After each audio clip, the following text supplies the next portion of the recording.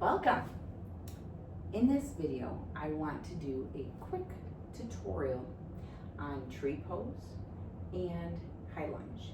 These two poses require a lot of balance, which require strength. Sometimes, for whatever reason, we are not as strong as we would like to be, so we need some practice in these poses. But sometimes the way that a teacher teaches it may be less accessible to us for a variety of reasons. We twisted an ankle, we twisted our knee, God forbid, any of these things, but things happen. So I want to show you a few variations so that when a teacher is teaching tree, you can do your version of tree. And I always say in my classes, your body, your yoga, honor your body, and I truly mean it. So that's why I'm doing this video. Let's begin with tree pose. So if you have a chair, I like these chairs. I literally went to Menards, bought a couple of these chairs just for yoga. And it helps when you have extra people over, right? So grab a chair that has no arms, preferably. And we will use it on our mat right here. We're gonna keep the chair on the mat because on a hardwood floor, it could move and that would not be good. So we want something that is firm and steady for them. If you're practicing on carpet, that could be another reason why you may be having issues with your balance poses, is because carpet is not sturdy or steady. It's got, sometimes it's got a little bit of texture to it and some movement, some cushion, and sometimes that is a problem. Another thing that I just thought of too, I'm looking over in the corner of my room here, we have a thicker, let me show you, a thicker mat because we think, oh, we want it to be cushy. You see how thick this mat is? This is a thick mat, and sometimes this can actually contribute to some of the problems with balancing poses. So I recommend getting a thin mat, and then if you need some cushion, using, like, for example, if you're on your knees, use a blanket for underneath your knees. But when we're standing, especially tree and high lunge, we want a nice, flat, steady surface. So, all that being said, find your chair and your steady surface, and let's begin.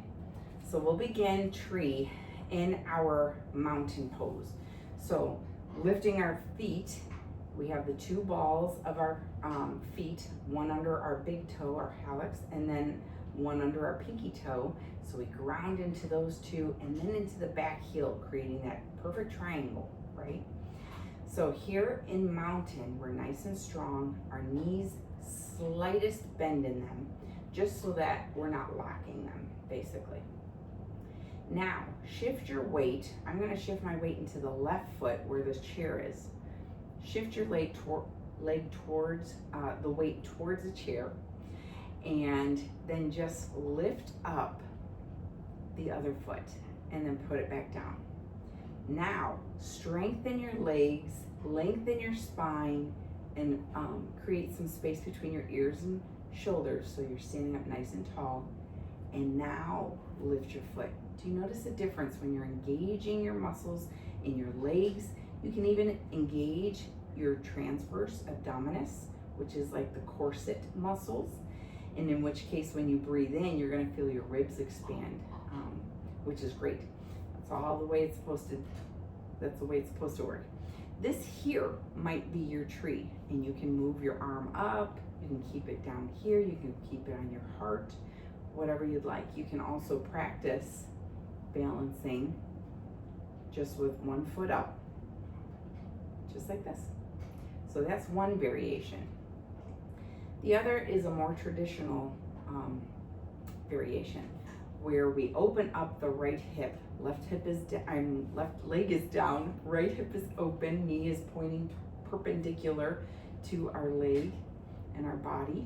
And our toes are on the ground here, okay? So our toes are our kickstand, if you will. The heel of the foot is kind of on, like, just above the ankle bone, my ankle bone. So we're kind of like that. Again, arm variations, doesn't really matter what you're doing with your arms, just want to find a balance point.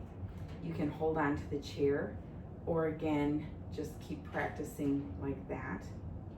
You can use a wall, but you cannot grab a wall. You can hold, steady yourself with a wall, but you cannot grab. So you decide which prop is best for you. Here's that variation.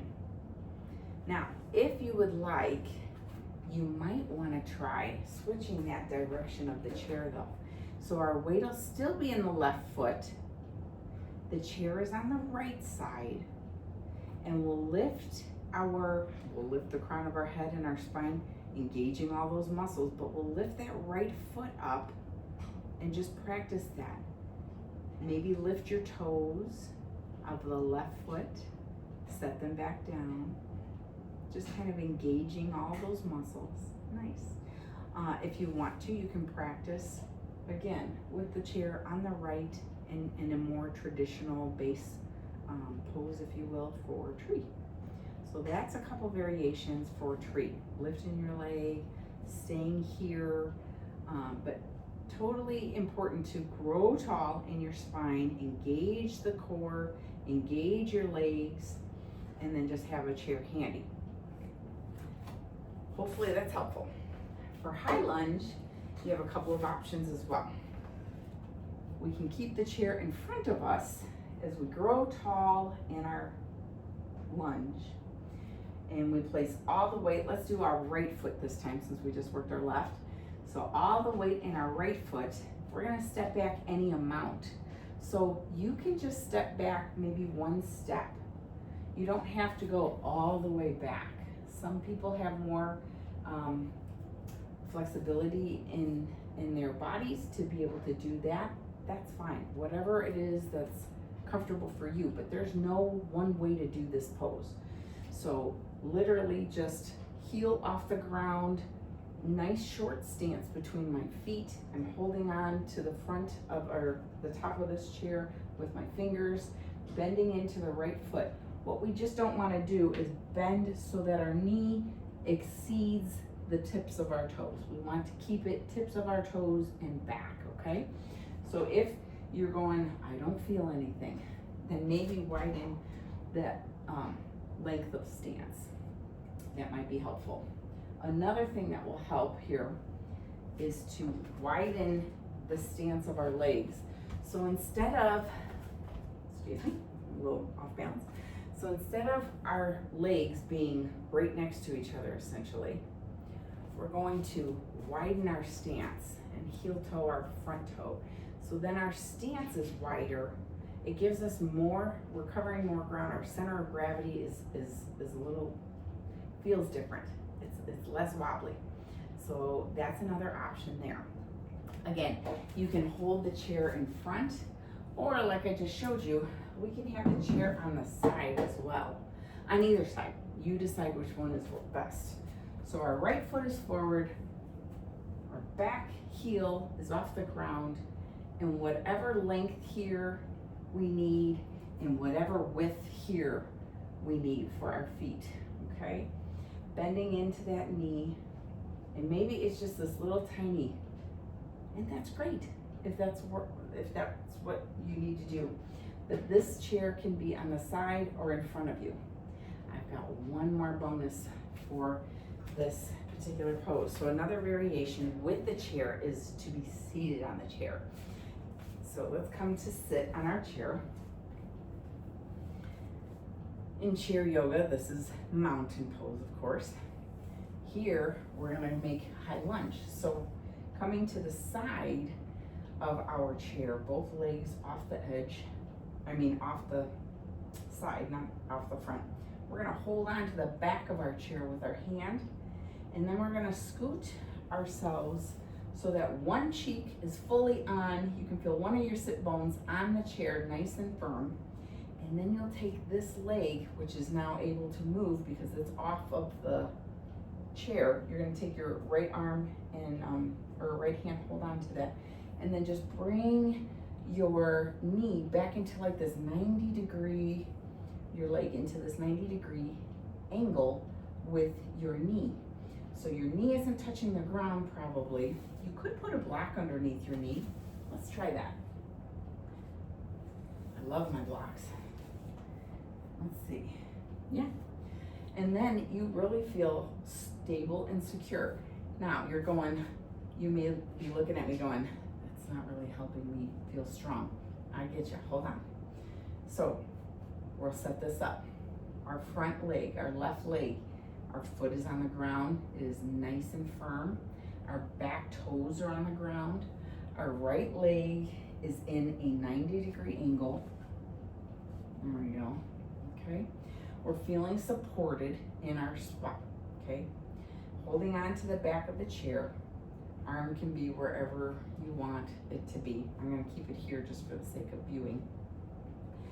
From here, your lunge may be so just like this, where you engage your muscles of your legs, press into your toes and that front foot.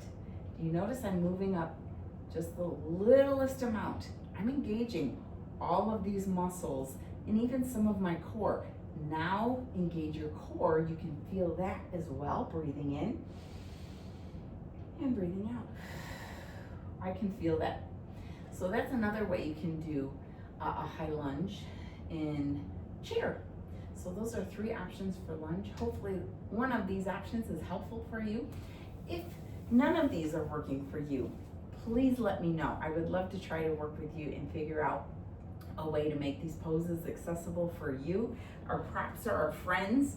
They are here to support us, and thank you for your patience. Today we practice patience in our yoga practice, and balancing poses require patience with ourselves, grace for ourselves, because the Lord does not deal with us impatiently. He is so patient and good to us.